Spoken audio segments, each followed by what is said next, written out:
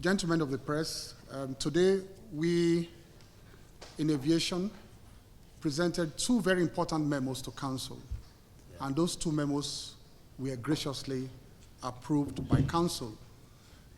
The first memo is at the top one. Wait more. Because, yes. Please continue. Okay. So I'll just start again.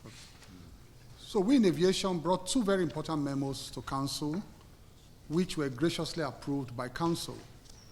The first has to do with MM2, the popular MM2 airport that you know in Lagos, owned and run by Courtney, a private airport.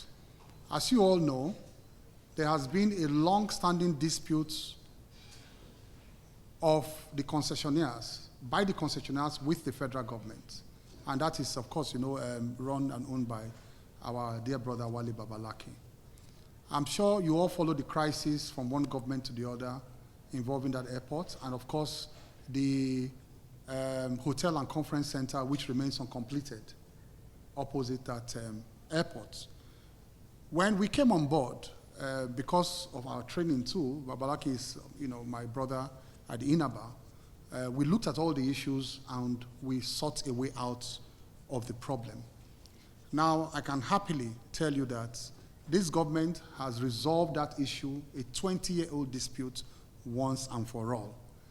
Council today approved the terms of the agreement we reached with Babalaki as to settle all the vexed issues surrounding that airport. Now, for the purpose of transparency, may I just mention a couple of the things that we agreed upon, because this is going to be public knowledge, and then we intend to be very transparent about this. Babalaki was by Courtney, which is by Courtney, had a concession of the airport until in 2003, presumably first for some number of years, and later extended to about 35 years. Now, one of the contentious issues there was that he claimed that the local airport, the other MM1, that local airport was part of the agreement. And so he ought to have also had that local airport along with his own. And so federal government ought not to operate that local airport. After all kinds of back and forth, the Supreme Court agreed with him. And so he won at the Supreme Court. And the Supreme Court said the federal government should hand over that airport, the local airport, to him. And in 2009, as a result of all of the charges and all that the federal government was collecting at that airport that he claimed we deprived him of collecting, the court ordered that the federal government should pay him some 132 billion naira plus interest. From 2009, 132 billion naira plus interest. Again, there was also a clause. This is not the fault of this government, because like I said, some of these agreements were signed, some outrageous agreement. When I came and I saw them, I wondered how certain persons in government sat down and signed these agreements. But of course, government is a continuum. We were stuck with these agreements, and we had to find a way out of it. There was also an agreement where they said that he had exclusive rights to run a private airport around Lagos. So no other person could build a private airport around, some radius around Lagos. And so that also put the Lekki airport in danger. In fact, one of the issues that stalled the Lekki airport to be built by the Lagos state government over the years, because by Courtney claimed that it was a breach of his own agreement that no other person should run a private airport around it. So we sat down to discuss, and frankly, and first, I told him, write off the 132 billion plus interest. Nobody's going to pay you that. He wrote it off. So Babalaki wrote off the 132 billion outright. The local airports, that is the MM1, I told him, hand it back to the federal government. We cannot leave the entire operations of aviation, local operations in Lagos, which is our heartbeat, to a private individual. Government has to have some kind of control. He agreed with us, and he handed over that local airport back to the federal government. The issue of exclusivity, we also told him that, look, it is not right, even for security reasons, for you to have complete control over the domestic market in Lagos. He agreed. So that exclusivity clause, we removed it. So these were the concessions made by Courtney headed by Babalaki. So we thank him for his patriotism, because we actually made him to make all of those concessions. And we sat there in the spirit of brotherhood, because like I said, we are both members of the INABA, and we understood some of these judgments and how they can play out, and the effect of these judgments. So it was important that we both spoke on this. On the other hand, what did we give to him? The Hotel and Conference Center, you can see the carcass there that has been there for many years. I think it was revoked by Jonathan's government, also I can't remember, Yar'Adua's government. We gave it back to him. It's okay. Complete and run it on a shared basis with the federal. So it's not even exclusive. We are still going to benefit from that, the federal government. So he has 24 months under the new agreement to complete that conference center and hotel, the 5-star hotel, opposite, I'm sure you all know it, opposite the MM2. Complete it and run it within 24 months. And we told him we will not tolerate any delay again. So that place, the whole eyesore there, the uncompleted building will be gone. Let us have a proper hotel, which will, of course, benefit the entire Erythropolis around there. We agreed to give him back the hotel and conference. And the federal government also agreed to move domestic, regional flights to his airport there, to boycott this, to the MM2. Because over the years, we had actually agreed for some time now. They had approval to run regional flights from that airport. He had the permission. He had the permission to run regional flights from that airport. And so we are now moving regional flight as much as he can accommodate to that airport. These are just the give and take that we did. And in case it's apron, I think the apron will not be enough to contain some aircraft.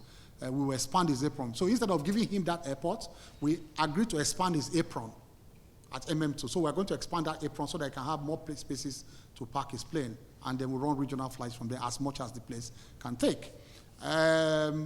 We also, of course, all of this was happening.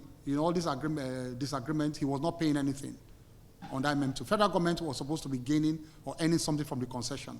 Now, with this agreement, immediately after today, the federal government will now begin to earn its own share from the operations of MM2. So at the end of the day, it was a very good deal for everybody. It was back and forth, give and take and give and take. And so he profited and we profited. There are a couple of other things like fuel surcharges and all of that. We are going to have a bigger press conference in Lagos when we are doing the actual signing after this press conference, after this FEC approval.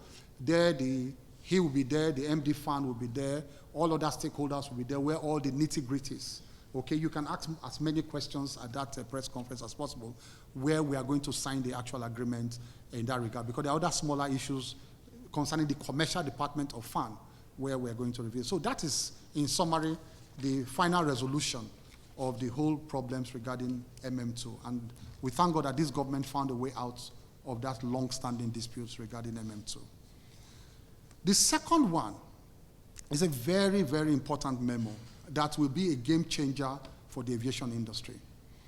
I am sure you know that the major problem of private operators in Nigeria has been access to aircraft, access to equipment. And it is unique. Nigeria is unique because Nigeria is about the only country in the whole of Africa that aviation industry is wholly run by the private sector. So there's no government, national carrier like you have in other countries in Africa, sponsored and paid and then run by the federal federal government. So what is the role? What should be the role of the federal government in this case in Nigeria, where you have whole 100% private sector participation? The only thing we can do as government is to formulate policies, formulate government policies to ensure that the industry grows.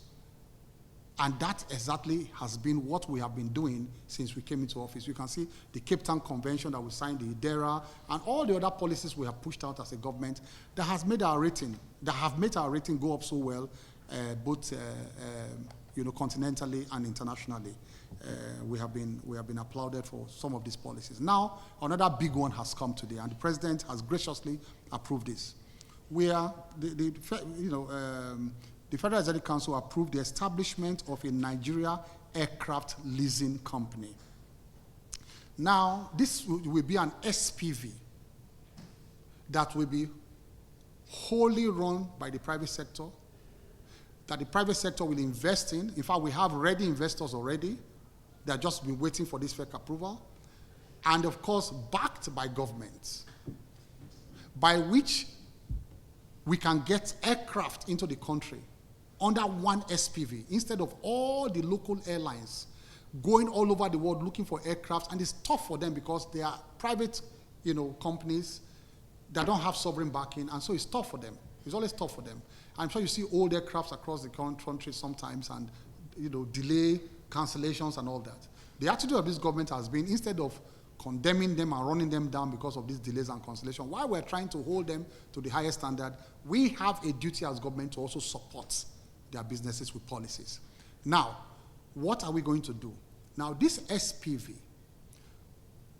we have, let me not even mention the names here. You're going to hear the names in the next few weeks.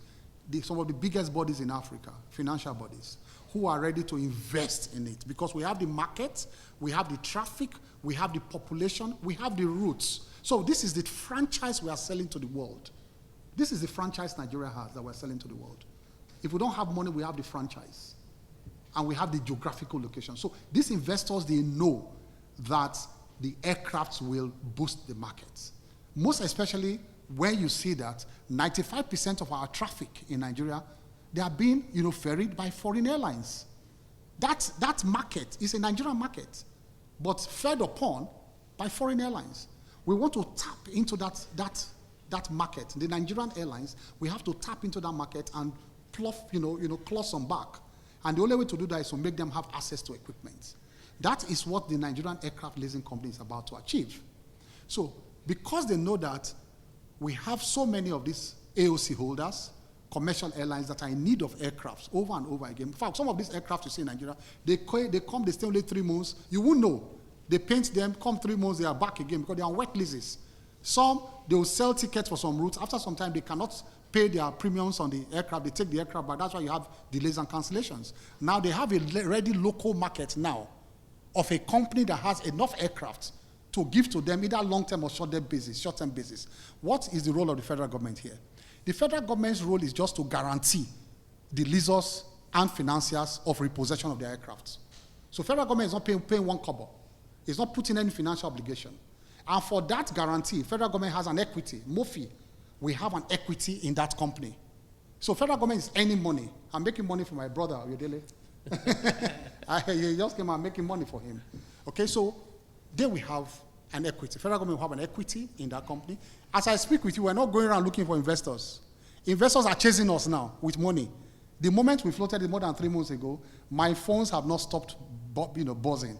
And so today they are just waiting for this approval. These investors, both internally and external, especially external investors, they are just waiting for this approval for us to begin to the process of forming this company. So the president directed that I should work with the Minister of Finance, the Attorney General of the Federation, and the Minister of Trade and Investment for the configuration of this SPV for us to start. So congratulations to the Nigerian aviation industry. This is a game changer that you will see in the next few months. Thank you, God.